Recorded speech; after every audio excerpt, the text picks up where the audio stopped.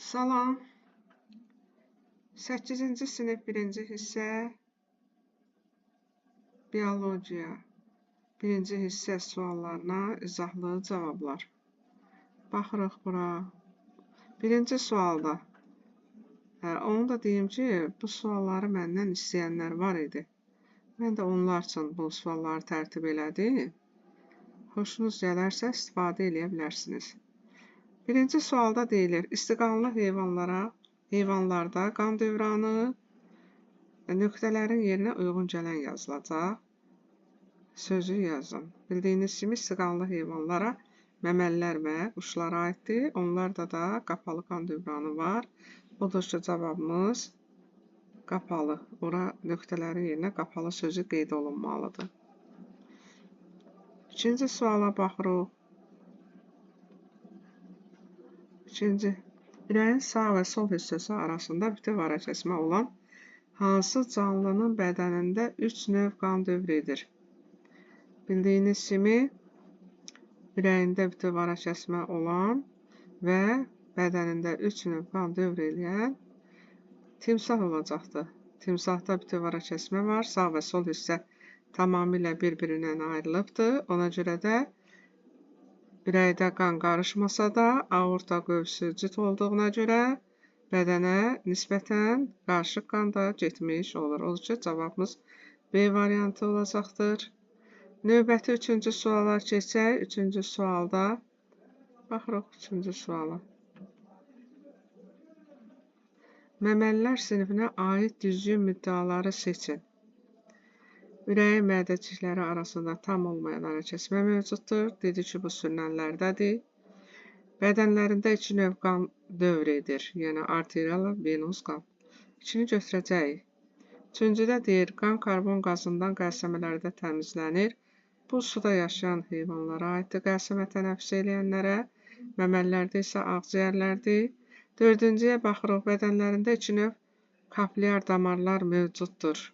Yəni, bədənlərində həm arteriya kaplyarları, həm də vena kaplyarları mövcuddur. Ona görə də cavabımız 2-4 olacaqdır. 5-cidə qan plazması hüceyrələrə oksigen daşıyır. Xeyr, qan plazması hüceyrələrə qidalı maddələri daşıyır.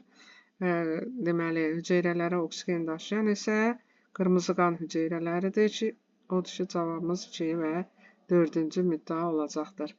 4-cü baxırıq sualımıza.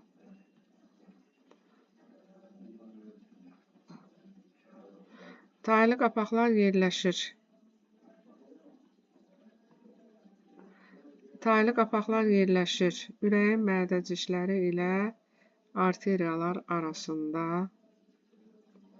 Ürəyin mədəcikləri ilə arteriyalar arasında aypara qapaqlar mövcuddur.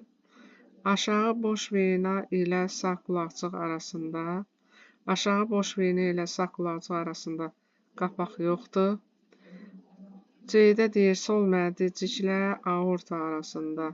Sol mədəciklə aorta arasında 3 ədəd aypara qapaq mövcuddur. Bizdən isə taylı qapaqlar soruşulur. Ağciyər venaları ilə sol qulaqcıq arasında. D-də deyilir, ağciyər venaları ilə sol qulaqcıq arasında da yenə qapaq yoxdur. Cavabımız Y variantı olacaqdır. Sağ və sol qulaqcıqlarla sağ və sol mədəciklər arasında. Ona görə də cavabımız Y variantı olacaqdır. Baxırıq 5-ci suala. 5-ci sualda düzgün olanları qeyd edin. Ürək siklinin 1-ci fazasında taylı qapaqlar bağlı olur. Bildiyiniz kimi, ürək siklinin 1-ci fazası qulaqcıqların sistolasıdır. Bu zaman taylı qapaqlar açıq olmalıdır ki, qan mədəciklərə keçə bilsin. 2-ci, orta yaşlı insanda normada bir ürək sikli 0,8 saniyə çəkir. Bu doğru ifadədir. Odur ki, götürürük. 3-cüyə baxırıq. Arteriya kaplyarları ilə vena kaplyarları arasında bilavasitə əlaqə mövcuddur. Qapalı qan damarı olduğuna görə bəli mövcuddur. Ona görə 3-ü də götürürük. Qazlar mübadiləsində qaraciyər iştirak edir? Yox. Bu yanlışdır. Ona görə 5-ci üçün cavabımız 2-ci ilə 3-cü müddəa olacaqdır.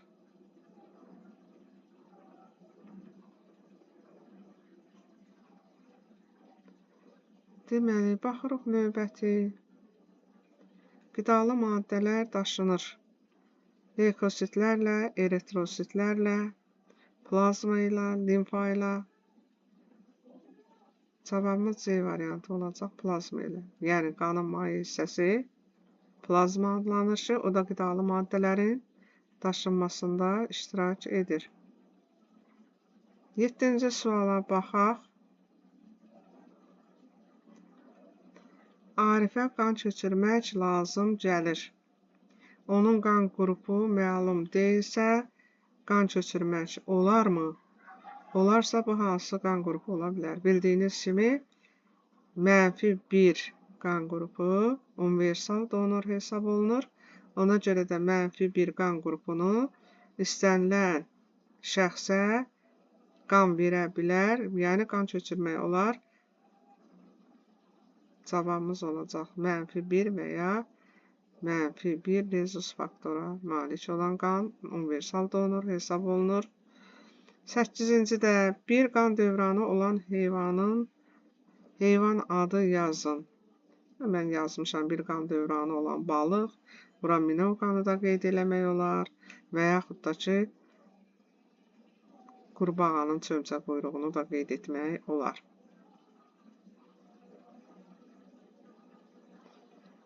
Baxırıq, ürək əzələsinin işi bizim iradəmizdən asılıdırmı? Bildiyiniz kimi, ürək əzələsi ritmik olaraq avtomatik öz iş prinsipini yerinə yetirir. Odur ki, bizim iradəmizdən asılı deyil. B variantı, xeyr. Keçirik 10-cu suala. Müsbət 4-cü qan qruplu insan, -4-cü qan qruplu insana qan verə bilərmi? Bildiyimiz kimi, -1 hamısına versə də, universal donor hesab olunsa da, -4 universal resipient hesab olunur. Çünki o hamısından alır, ancaq -4-cü qrupu olan şəxsə qan verə bilər. Odur ki, cavabda yazırıq, xeyr, -4-cü qrup yalnız -4-də qan verə bilər. Bu qədər, sağ olun.